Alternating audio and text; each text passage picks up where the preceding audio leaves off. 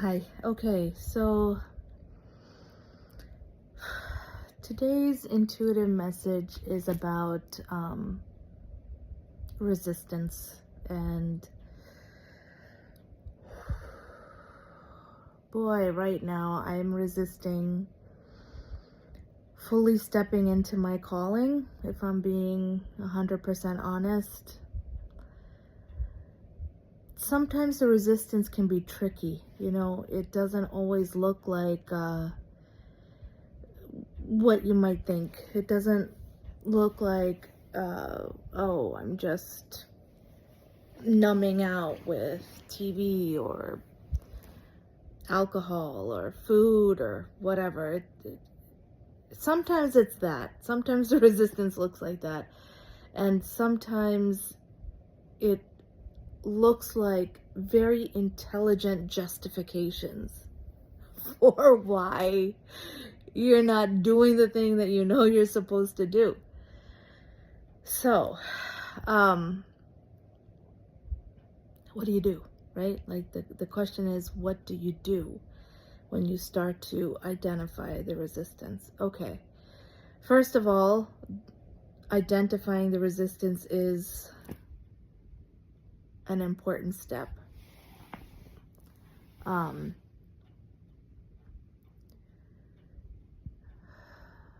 Sometimes you have to get quiet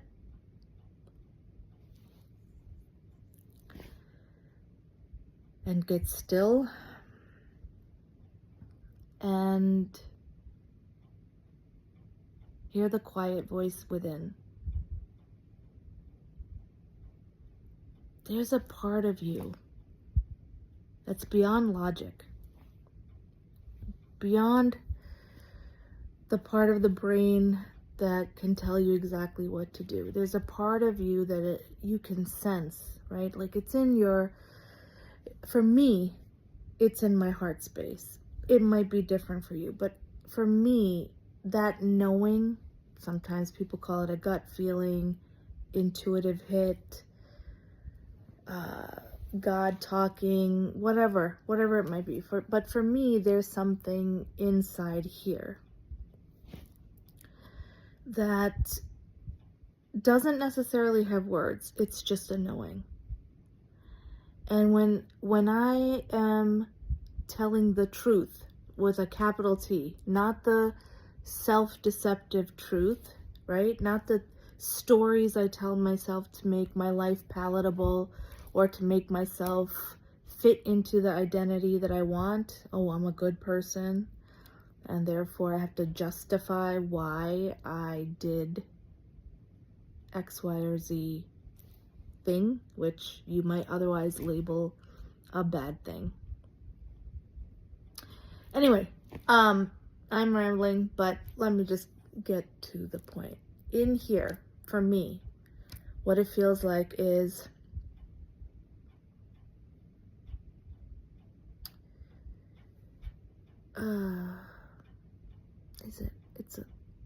is it a vibration? What does it feel? It just feels like a ding, like a ding. Yes. It just hits the chord, right? So get quiet. Really ask yourself to be 100% honest with yourself, or ask yourself to align with your highest and greatest version of yourself. And then just ask the question of that higher part of you. Just ask,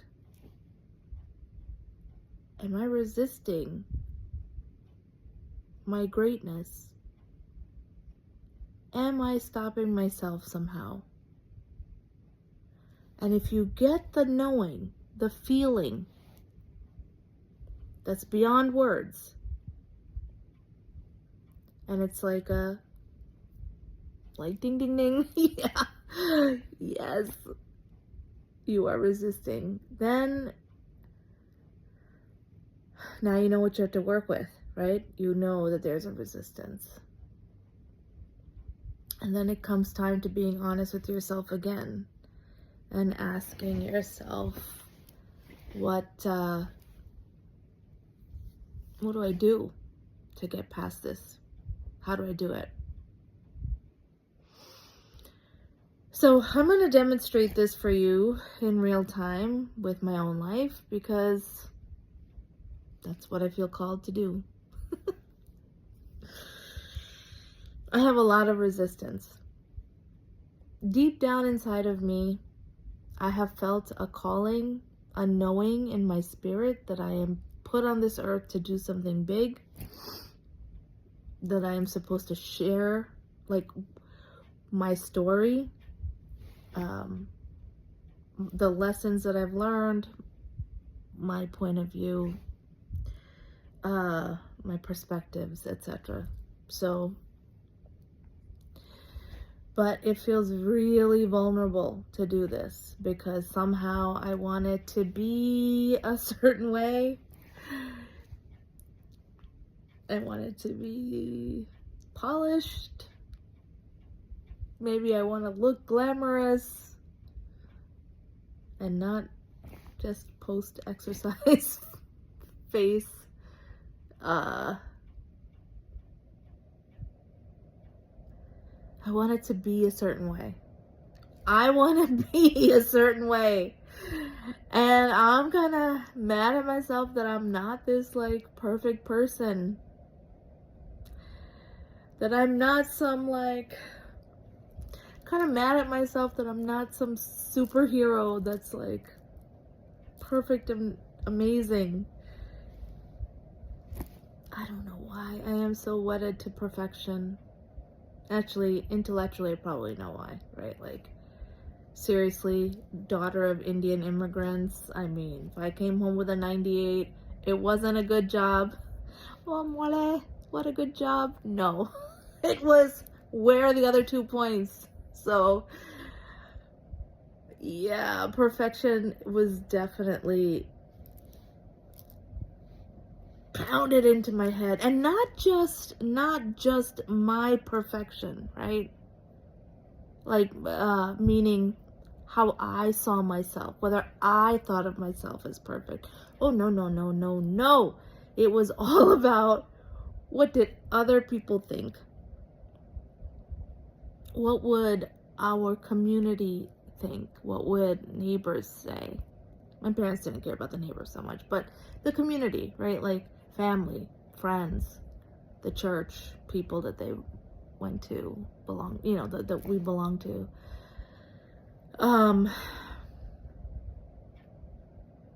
Teachers.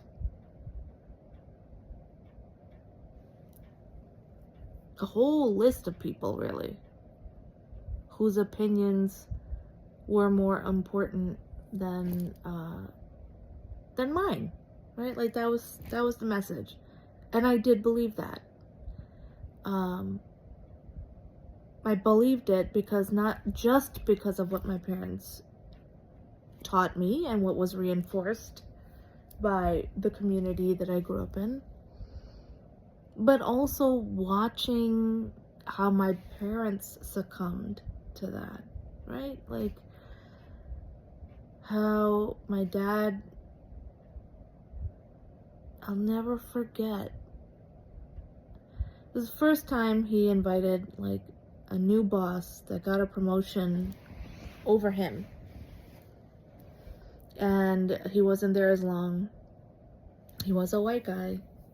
My dad obviously wasn't. And I'm not saying that white guy wasn't qualified, and I'm not saying that he was qualified. I honestly don't know. I wasn't in those circumstances.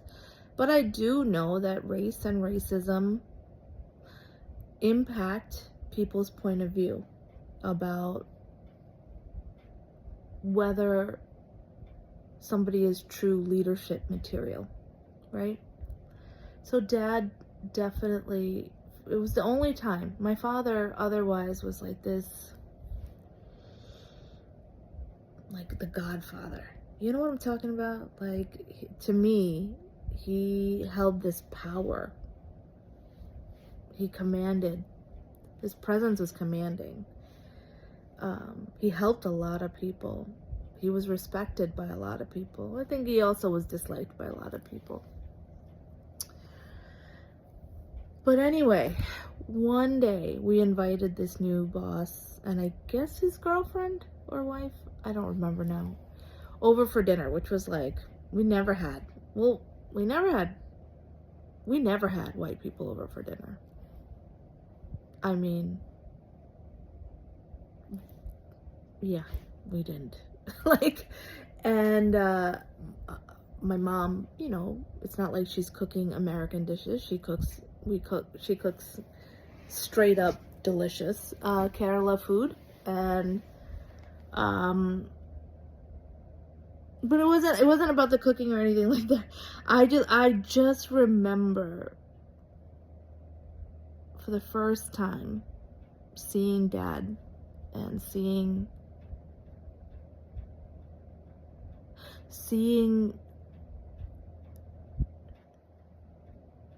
how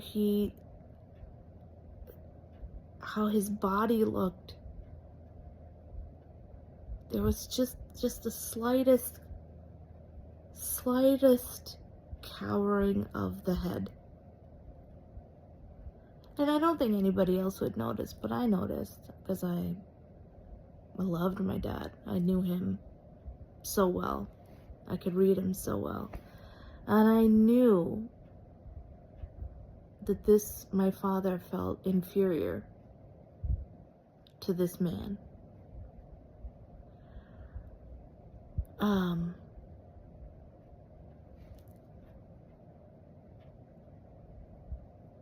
Everywhere else, my father was like a boss.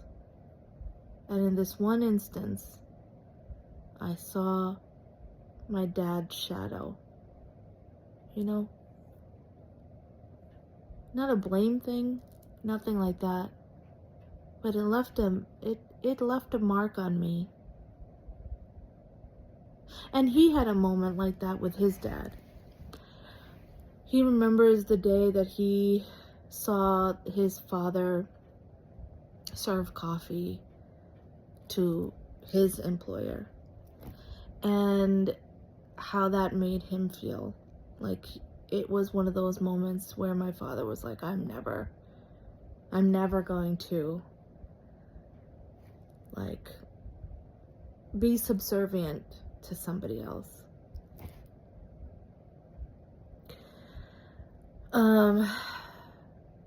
Where was I going with this story?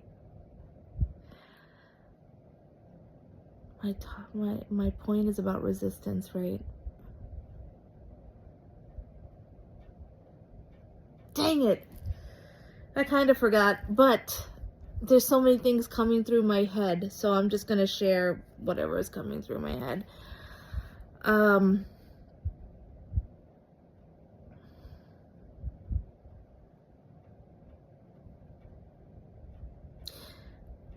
What we resist does persist, and it doesn't just persist internally, it persists in the collective consciousness. So we are not just by ourselves.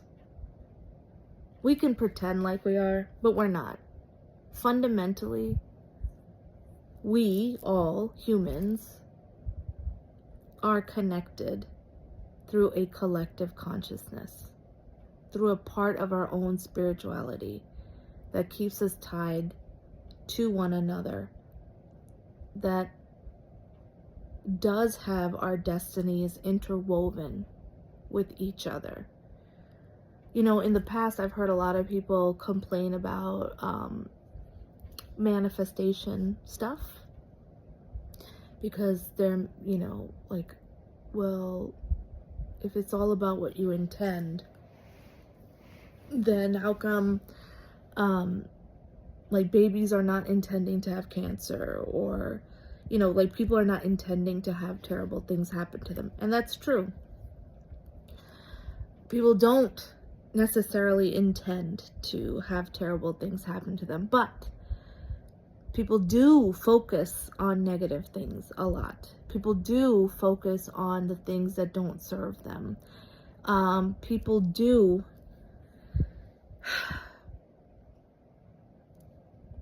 hurt themselves because they're tapping into and furthering, or they're having some outcomes in their lives because they're tapping into the collective consciousness.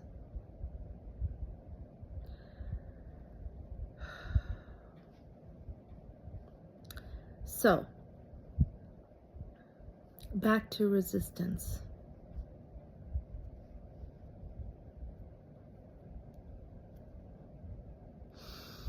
Everything that we do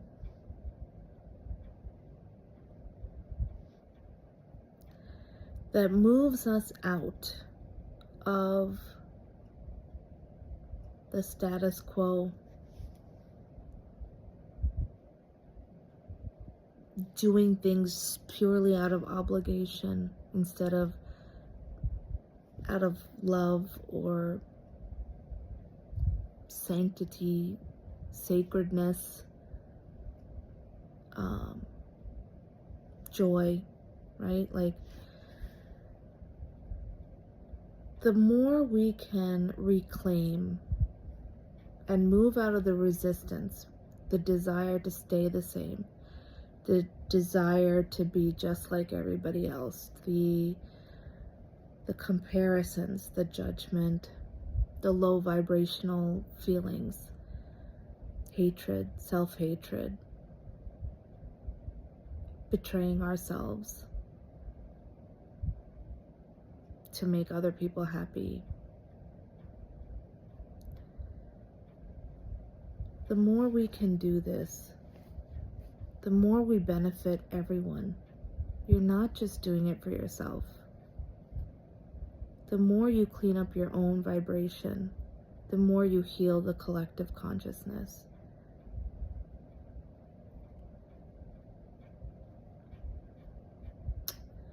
So, back to my example. Sorry, guys. I'm a little bit of a rambler, I guess. What am I resisting? I'm resisting doing this video and getting it out to you. And why am I resisting this? Because I'm afraid of your judgment.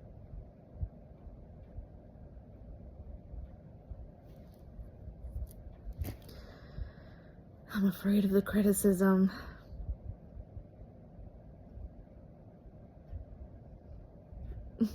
And even though I've been criticized and rejected a million times in my life, I'm afraid of more rejection, because it does hurt, right? It hurts. Okay, so that was step 2. Acknowledging that. And now that I've acknowledged it, it does feel a little bit better inside of me, inside of my being.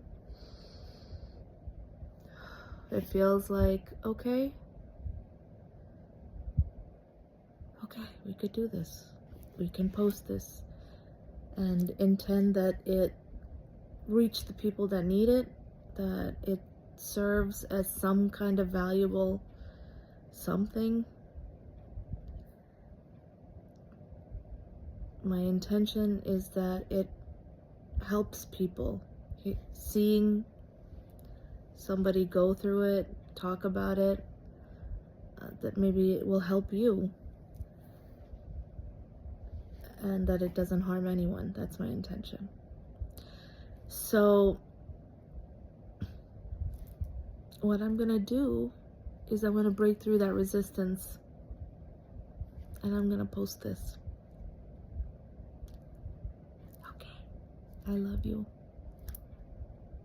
I love you. You got this. We got this. I believe in a better world. And I know we can make it happen. Do the work on yourself, and you will do the work for the world.